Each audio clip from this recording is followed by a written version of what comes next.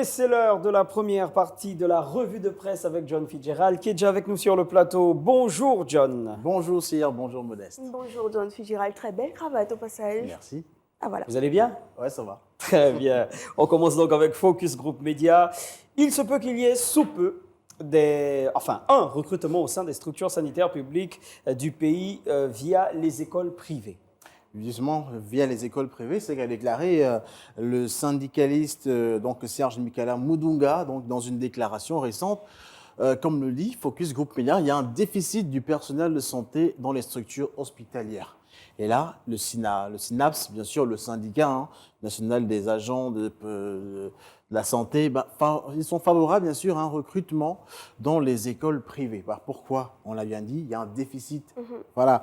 Et selon lui, cette décision, bien sûr, pourrait permettre au ministère de la Santé, bien sûr, de faire donc face au déficit du personnel de santé dans les structures hospitalières publiques, mais aussi dans le reste du pays. Pourquoi? Parce que récemment, Brice Oligui-Nguema avait ordonné bien évidemment la création de 500 postes budgétaires donc au profit de la santé. Mais cependant, pour le SYNAPS, il faudrait également ouvrir bien sûr la fonction publique aux sortants des écoles privées. Et voici d'ailleurs sa déclaration, je vais la lire. Nous demandons au CTRI de se pencher sur la question afin de lancer le recrutement des jeunes compatriotes ayant reçu des formations dans le domaine de la santé pour soutenir le fonctionnement de nos différents dispensaires, centres de santé, les hôpitaux, bien sûr, des différents départements du pays et bien sûr d'offrir véritablement un accès aux soins pour tous, a déclaré Mikala Mudunga. Et pour lui, il y a de nombreux compatriotes actuellement qui souffrent beaucoup. Et il faudrait impérativement que ceux qui sont dans les écoles privées puissent également bénéficier de ces différents postes budgétaires aussi, pour que, pourquoi pas, l'essor et la félicité puissent être, bien sûr, pour tout le monde. Une réalité. Et donc, il n'y a pas que le secteur de la santé, il y a également celui de l'enseignement, parce que vous nous dites ici que même son de cloche dans l'enseignement, où au moins une soixantaine d'écoles publiques et de confessions religieuses ont dû fermer faute d'enseignants, affirme notre confrère Gabon Review. Une soixantaine, mais on parle bien sûr de 64 écoles. Voilà, 64 écoles dans le Wellington plus précisément. Donc chez vous, Modeste, puisque Chez moi aussi. Voilà, chez vous aussi. Ah, mais moi, je suis tout en mélange. Chez vous alors. J'ai tout en mélange. Voilà, donc on parle d'une dizaine d'écoles d'écoles fermées faute d'enseignants. Pourquoi? Parce que Gabon Review a repris justement les propos ou l'article de l'agence gabonaise de presse donc, qui stipulait qu'au total, on avait des écoles publiques, mais également des écoles de confession religieuse, donc au total 64, donc qui ayant été contraintes de fermer dans ces dernières années dans le Wellington, faute d'enseignants. C'est un tout petit peu la situation qui se vit dans tout le pays, mais Gabon Review s'est accentué particulièrement sur le Wellington. Pourquoi? Parce qu'on vous le dit, voici les chiffres qui donnent un peu de tournée dans cette province du Gabon, la 9e particulièrement. Donc ça concerne 21 écoles publiques, on a 7 donc à OIM plus précisément, 7 à Mindik aussi, donc qui ont fermé, 2 à Minvoul et bien sûr 5 à Bitam. Donc les écoles confessionnelles n'y échappent pas aussi, puisqu'il y a au total 34, dont 17 catholiques et 15 protestantes. Voilà, donc un véritable déficit. Et ces différentes circonscriptions scolaires, révèle-t-on, sont également confrontées à l'insuffisance du nombre d'enseignants. Donc pour l'établissement encore bien sûr ouvert, notamment dans les collèges et lycées, il y a un véritable problème. Et sur les 421 enseignants donc affectés dans la province du Wellington, 296 actuellement exerceraient en tant qu'enseignants bénévoles.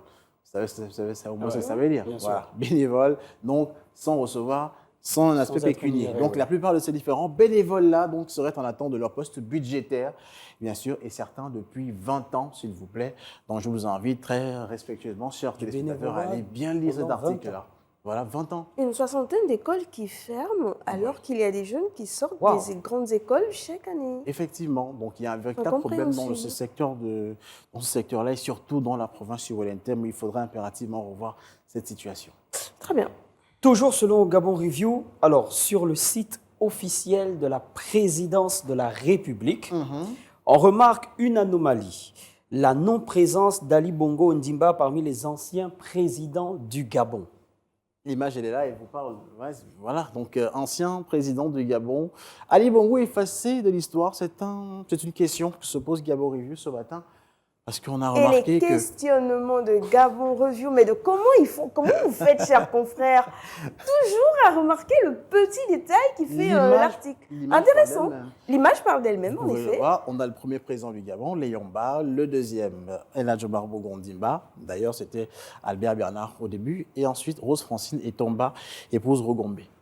Alors, il n'y Et avait pas le une père de la suite nation. sur cette page, non? Normalement, pas on de devait avoir une suite. Ouais. Mais ce qui est bizarre, c'est est-ce qu'on est en train de vouloir effacer Ali Bongo de l'histoire du Gabon? C'est la question que La se pose. question reste posée. Voilà, reste posée. Et bien sûr, selon l'article de Gabon Review, pourquoi peut-on détester Ali Bongo jusqu'à ce point? Il ne faut pas quand même effacer 14 ans d'histoire du Gabon parce qu'il a quand même présidé des signaux du pays durant 14 ans, donc 2 mandats.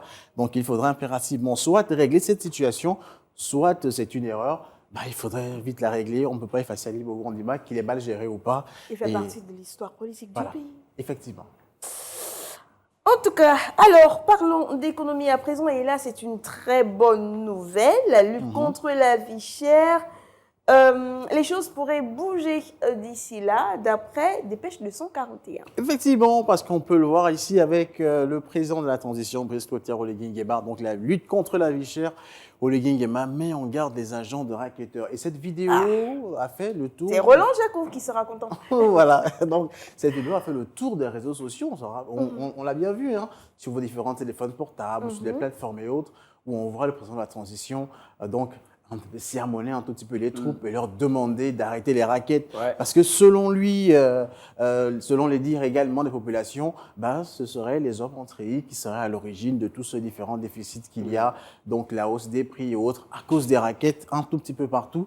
Et c'est dans ce contexte-là qu'il invite, bien sûr, c'était dans la province de Wivindo, qu'il y a quelques jours que Oligui Nguema a tapé du poing sur la table. Donc le racket, il faut arrêter, c'est ce qu'il a dit.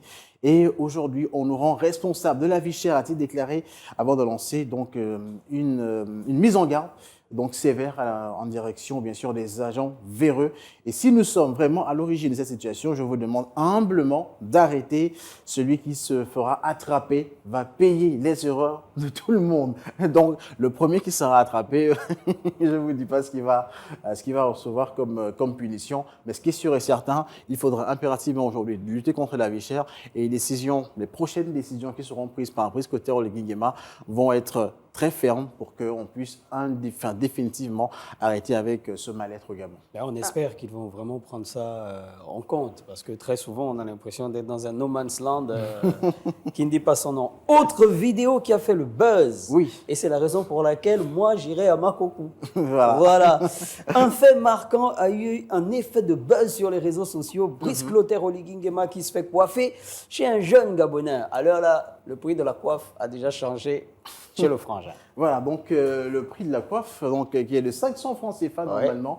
Donc on a vu un tout petit peu cette vidéo qui a fait le tour également des réseaux sociaux.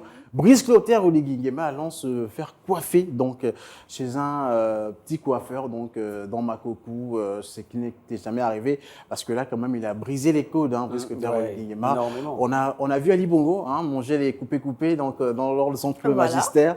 Donc apparemment les différents présidents qui se succèdent sont bien sûr assez simples, mais pour Brice Clotaire Oligui Nguema, c'est quand même beaucoup plus simple pour ce dernier, parce qu'il a quand même brisé quelque chose d'assez...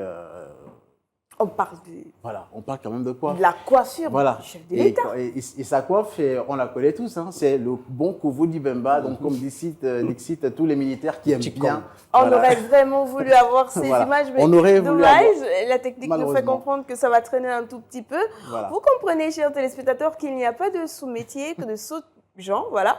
J'ai pas encore interviewé le président, mais il y a un jeune Gabonais qui a eu le privilège de le coiffer. C'est pour vous dire. Et donc, on espère que sa vie va changer. Et donc, nous, on continue. Est-ce qu'on peut continuer Oui. D'accord. Alors, on poursuit notre marathon. Après Léandre Juillet, Superstar Magazine a aussi parlé de la démission surprise de Franck Nguema du Parti démocratique gabonais. Dans une lettre adressée, bien sûr, au secrétaire général du Parti démocratique gabonais, Franck Nguema, qu'on voit ici à l'écran, annonce sa démission du PDG. Objet, démission du Parti démocratique gabonais. On va lire la lettre. Après plusieurs mois d'observation et de réflexion, donc par la présente, je viens démissionner du Parti démocratique gabonais PDG pour des raisons personnel. Il n'a pas, bien sûr, énoncé, mais il a dit quand même, veuillez recevoir, Madame la secrétaire générale, l'expression de ma haute considération. Une autre grande figure donc du régime d'Ali Bongo Ondimba vient également de quitter le navire, le Titanic PDG. Aïe, il y a de l'orage dans l'air et justement, on va aller checker les données météorologiques, je crois bien, pour voir. Et c'est John.